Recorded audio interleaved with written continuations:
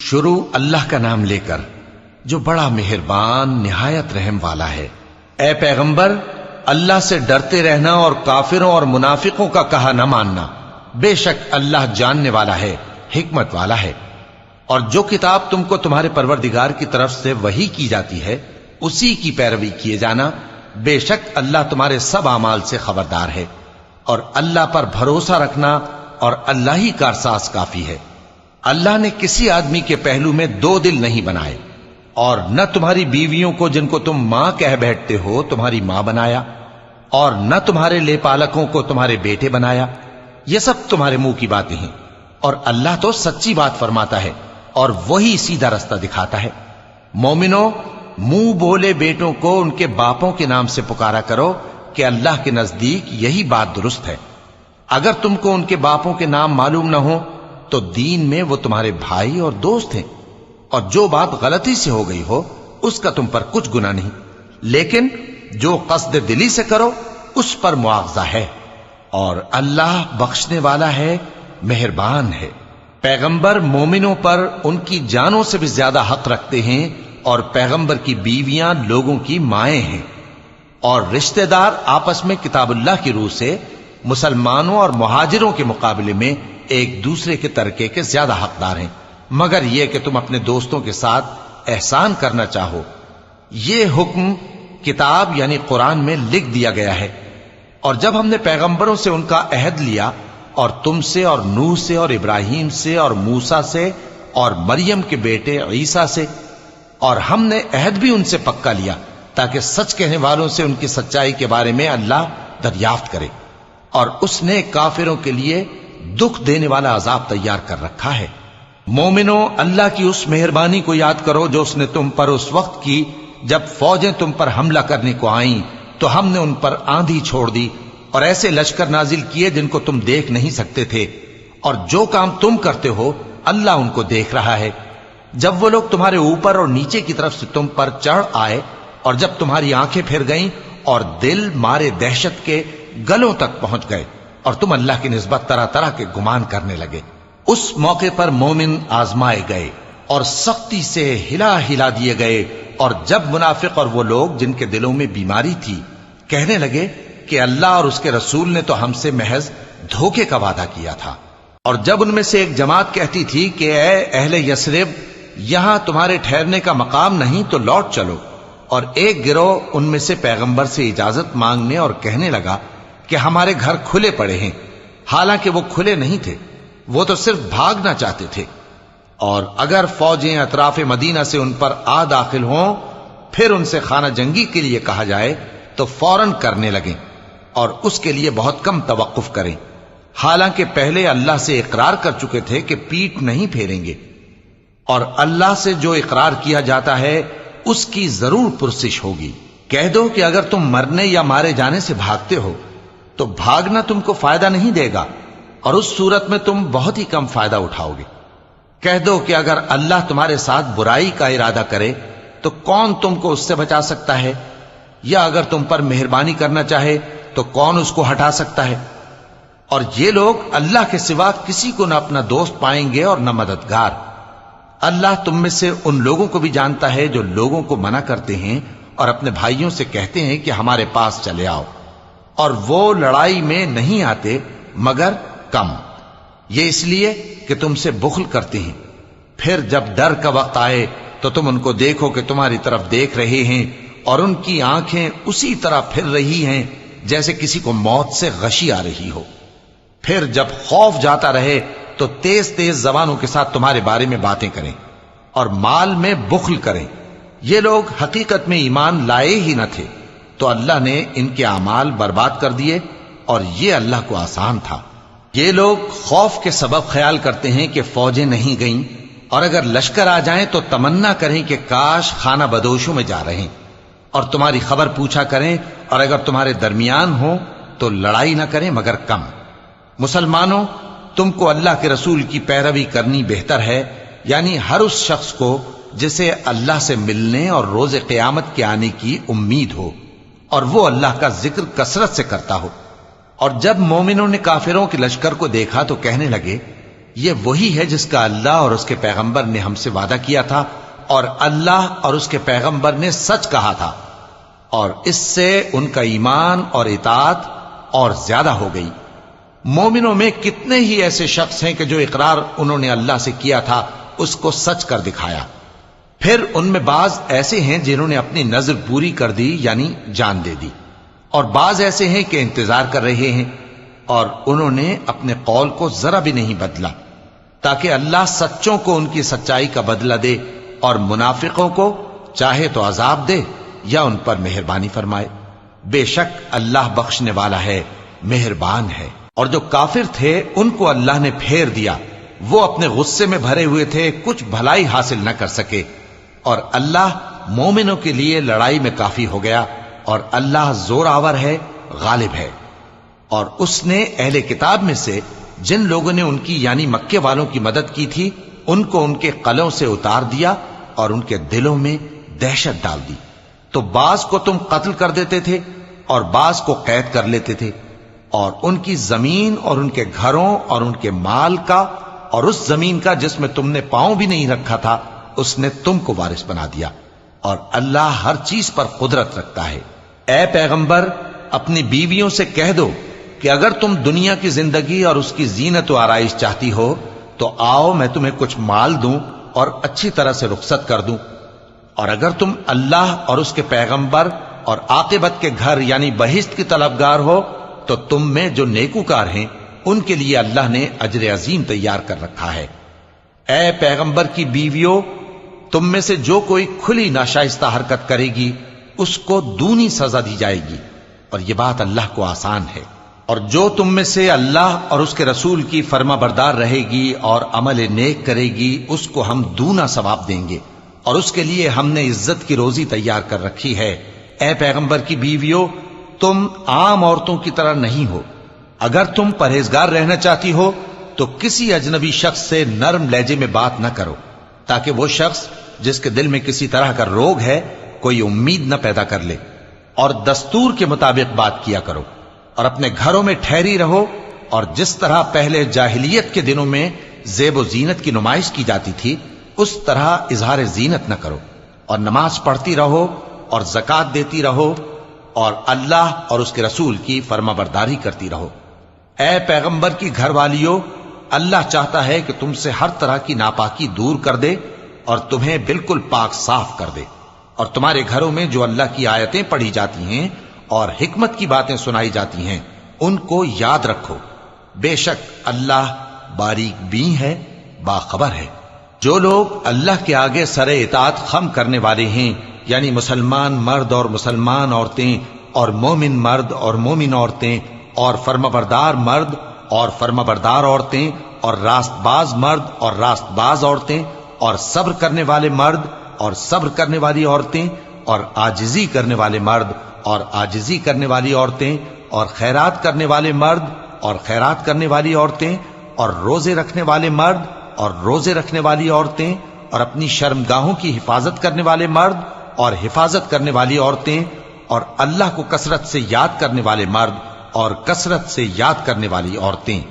کچھ شک نہیں کہ ان کے لیے اللہ نے بخشش اور اجر عظیم تیار کر رکھا ہے۔ اور کسی مومن مرد اور مومن عورت کو حق نہیں ہے کہ جب اللہ اور اس کا رسول کوئی بات طے کر دیں تو وہ اس کام میں اپنا بھی کچھ اختیار سمجھیں، اور جو کوئی اللہ اور اس کے رسول کی نافرمانی کرے وہ بالکل گمراہ ہو گیا۔ اور جب تم اس شخص سے جس پر اللہ نے احسان کیا تھا اور تم نے بھی احسان کیا تھا یہ کہتے تھے کہ اپنی بیوی کو اپنے پاس رہنے دے اور اللہ سے ڈر، اور تم اپنے دل میں وہ بات چھپا رہے تھے جس کو اللہ ظاہر کرنے والا تھا، اور تم لوگوں سے ڈرتے تھے، حالانکہ اللہ ہی اس کا زیادہ مستحق ہے کہ اس سے ڈرو۔ پھر جب زید نے اس سے تعلق ختم کر لیا یعنی اس کو طلاق دے دی تو ہم نے اسے تمہاری زوجیت میں دے دیا تاکہ مومنوں پر ان کے منہ بولے بیٹوں کی بیویوں کے ساتھ نکاح کرنے کے بارے میں جب وہ بیٹے ان سے اپنا تعلق ختم کر لیں یعنی طلاق دے دیں کچھ تنگی نہ رہے، اور اللہ کا حکم واقع ہو کر رہنے والا تھا۔ پیغمبر پر اس کام میں کچھ تنگی نہیں جو اللہ نے ان کے لیے مقرر کر دیا، اور جو لوگ پہلے گزر چکے ہیں ان میں بھی اللہ کا یہی دستور رہا ہے اور اللہ کا حکم ٹھہر چکا تھا۔ یعنی ان پیغمبروں میں جو اللہ کے پیغام جوں کہ توں پہنچاتے اور اس سے ڈرتے اور اللہ کے سوا کسی سے نہیں ڈرتے تھے، اور اللہ ہی حساب کرنے کو کافی ہے۔ محمد صلی اللہ علیہ وآلہ وسلم تمہارے مردوں میں سے کسی کے والد نہیں ہیں، لیکن اللہ کے پیغمبر اور نبیوں کی مہر یعنی سلسلہ نبوت کو ختم کر دینے والے ہیں، اور اللہ ہر چیز سے واقف ہے۔ اے اہل ایمان، اللہ کا بہت بہت ذکر کیا کرو اور صبح و شام اس کی پاکی بیان کرتے رہو۔ وہی تو ہے جو تم پر رحمت بھیجتا ہے اور اس کے فرشتے بھی، تاکہ تم کو اندھیروں سے نکال کر روشنی کی طرف لے جائے، اور اللہ مومنوں پر مہربان ہے۔ جس روز وہ اس سے ملیں گے تو ان کا تحفہ اللہ کی طرف سے سلام ہوگا، اور اس نے ان کے لیے عمدہ ثواب تیار کر رکھا ہے۔ اے پیغمبر، ہم نے تم کو گواہی دینے والا اور خوشخبری سنانے والا اور خبردار کرنے والا بنا کر بھیجا ہے، اور اللہ کی طرف اسی کے حکم سے بلانے والا اور چراغ روشن۔ اور مومنوں کو خوشخبری سنا دو کہ ان کے لیے اللہ کی طرف سے بڑا فضل ہے، اور کافروں اور منافقوں کا کہا نہ ماننا اور نہ ان کے تکلیف دینے پر نظر کرنا، اور اللہ پر بھروسہ رکھنا، اور اللہ ہی کارساز کافی ہے۔ مومنوں، جب تم مومن عورتوں سے نکاح کر کے ان کو ہاتھ لگانے یعنی ان کے پاس جانے سے پہلے طلاق دے دو تو تم کو کچھ حق نہیں کہ ان سے عدت پوری کراؤ، بس ان کو کچھ فائدہ یعنی خرچ دے دو اور ان کو اچھی طرح سے رخصت کر دو۔ اے پیغمبر صلی اللہ علیہ وآلہ وسلم،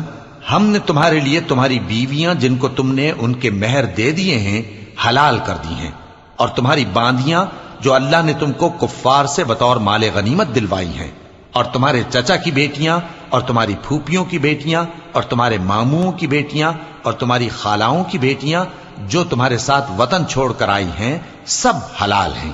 اور کوئی مومن عورت اگر اپنے آپ کو پیغمبر صلی اللہ علیہ وآلہ وسلم کے حوالے کر دے یعنی مہر کے بغیر نکاح میں آنا چاہے، بشرطے کہ پیغمبر صلی اللہ علیہ وآلہ وسلم بھی اس سے نکاح کرنا چاہیں، وہ بھی حلال ہے۔ لیکن یہ اجازت اے نبی صلی اللہ علیہ وآلہ وسلم خاص تم ہی کو ہے، سب مسلمانوں کو نہیں۔ ہم نے ان کی بیویوں اور باندیوں کے بارے میں جو مہر واجب الادا مقرر کر دیا ہے ہم کو معلوم ہے، یہ اس لیے کیا گیا ہے کہ تم پر کسی طرح کی تنگی نہ رہے، اور اللہ بخشنے والا ہے، مہربان ہے۔ اے پیغمبر صلی اللہ علیہ وآلہ وسلم، تم کو یہ بھی اختیار ہے کہ جس بیوی کو چاہو پیچھے رکھو اور جسے چاہو اپنے پاس رکھو، اور جس کو تم نے پیچھے کر دیا ہو اگر اس کو پھر اپنے پاس طلب کر لو تو تم پر کچھ گناہ نہیں۔ یہ اجازت اس لیے ہے کہ ان کی آنکھیں ٹھنڈی رہیں اور وہ رنجیدہ نہ ہوں، اور جو کچھ تم ان کو دو اسے لے کر سب خوش رہیں، اور جو کچھ تمہارے دلوں میں ہے اللہ اسے جانتا ہے، اور اللہ جاننے والا ہے، بردبار ہے۔ اے پیغمبر صلی اللہ علیہ وآلہ وسلم، ان کے سوا اور عورتیں تم کو جائز نہیں، اور نہ یہ کہ ان بیویوں کو چھوڑ کر اور بیویاں کر لو، خواہ ان کا حسن تم کو کیسا ہی اچھا لگے، مگر وہ جو تمہارے ہاتھ کا مال ہے یعنی باندیوں کے بارے میں تم کو اختیار ہے، اور اللہ ہر چیز پر نگاہ رکھتا ہے۔ مومنوں، پیغمبر صلی اللہ علیہ وآلہ وسلم کے گھروں میں نہ جایا کرو مگر اس صورت میں کہ تم کو اجازت دی جائے یعنی کھانے کے لیے بلایا جائے، جبکہ اس کے پکنے کا انتظار بھی نہ کرنا پڑے۔ لیکن جب تمہاری دعوت کی جائے تو جاؤ، اور جب کھانا کھا چکو تو چل دو، اور باتوں میں جی لگا کر نہ بیٹھ رہو۔ یہ بات پیغمبر صلی اللہ علیہ وآلہ وسلم کو ایذا دیتی تھی، اور وہ تم سے حیا کرتے تھے اور کہتے نہیں تھے، لیکن اللہ سچی بات کے کہنے سے نہیں شرماتا۔ اور جب پیغمبر صلی اللہ علیہ وآلہ وسلم کی بیویوں سے کوئی سامان مانگو تو پردے کے باہر سے مانگو، یہ تمہارے اور ان کے دلوں کے لیے بہت پاکیزگی کی بات ہے۔ اور تم کو یہ شایع نہیں کہ رسول اللہ صلی اللہ علیہ وآلہ وسلم کو تکلیف دو، اور نہ یہ کہ ان کی بیویوں سے کبھی ان کے بعد نکاح کرو، بے شک یہ اللہ کے نزدیک بڑا گناہ کا کام ہے۔ اگر تم کسی چیز کو ظاہر کرو یا اس کو مخفی رکھو تو یاد رکھو کہ اللہ ہر چیز سے باخبر ہے۔ خواتین پر اپنے باپ دادا سے پردہ نہ کرنے میں کچھ گناہ نہیں، اور نہ اپنے بیٹوں سے اور نہ اپنے بھائیوں سے اور نہ اپنے بھتیجوں سے اور نہ اپنے بھانجوں سے، نہ اپنی سی خواتین سے اور نہ اپنے باندی غلاموں سے، اور اے خواتین اللہ سے ڈرتی رہو، بے شک اللہ ہر چیز سے واقف ہے۔ اللہ اور اس کے فرشتے اس پیغمبر صلی اللہ علیہ وآلہ وسلم پر درود بھیجتے ہیں۔ مومنو تم بھی ان پر درود بھیجو اور خوب سلام بھیجا کرو۔ جو لوگ اللہ اور اس کے پیغمبر صلی اللہ علیہ وآلہ وسلم کو اذیت پہنچاتے ہیں ان پر اللہ دنیا اور آخرت میں لعنت کرتا ہے، اور ان کے لیے اس نے ذلیل کرنے والا عذاب تیار کر رکھا ہے۔ اور جو لوگ مومن مردوں اور مومن عورتوں کو ایسے کام کی تہمت سے جو انہوں نے نہ کیا ہو ایذا دیں تو انہوں نے بہتان کا اور کھلے گناہ کا بوجھ اپنے سر پر رکھا۔ اے پیغمبر صلی اللہ علیہ وآلہ وسلم اپنی بیویوں اور بیٹیوں اور مسلمانوں کی عورتوں سے کہہ دو کہ باہر نکلا کریں تو اپنے چہروں پر چادر لٹکا کر گھونگھٹ نکال لیا کریں۔ یہ چیز ان کے لیے موجب شناخت و امتیاز ہوگی تو کوئی ان کو ایذا نہ دے گا، اور اللہ بخشنے والا ہے، مہربان ہے۔ اگر منافق اور وہ لوگ جن کے دلوں میں روگ ہے اور جو مدینے کے شہر میں بری بری خبریں اڑایا کرتے ہیں اپنی حرکتوں سے باز نہ آئیں گے تو ہم تم کو ان کے پیچھے لگا دیں گے، پھر وہ تمہارے پڑوس میں نہ رہ سکیں گے مگر تھوڑے دن، وہ بھی پھٹکارے ہوئے، جہاں پائے گئے پکڑے گئے اور جان سے مار ڈالے گئے۔ جو لوگ پہلے گزر چکے ہیں ان کے بارے میں بھی اللہ کی یہی عادت رہی ہے، اور تم اللہ کی عادت میں تغیر و تبدل نہ پاؤ گے۔ لوگ تم سے قیامت کی نسبت دریافت کرتے ہیں کہ کب آئے گی، کہہ دو کہ اس کا علم اللہ ہی کو ہے، اور تمہیں کیا پتا، ہو سکتا ہے قیامت قریب ہی آ گئی ہو۔ بے شک اللہ نے کافروں پر لعنت کی ہے اور ان کے لیے جہنم کی آگ تیار کر رکھی ہے،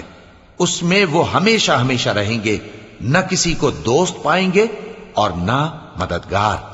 جس دن ان کے چہرے آگ میں الٹ پلٹ کیے جائیں گے تو کہیں گے اے کاش ہم اللہ کی فرما برداری کرتے اور رسول صلی اللہ علیہ وآلہ وسلم کا حکم مانتے، اور کہیں گے کہ اے ہمارے پروردگار، ہم نے اپنے سرداروں اور بڑوں کا کہا مانا تو انہوں نے ہم کو رستے سے بھٹکا دیا۔ اے ہمارے پروردگار، ان کو دگنا عذاب دے اور ان پر بڑی لعنت کر۔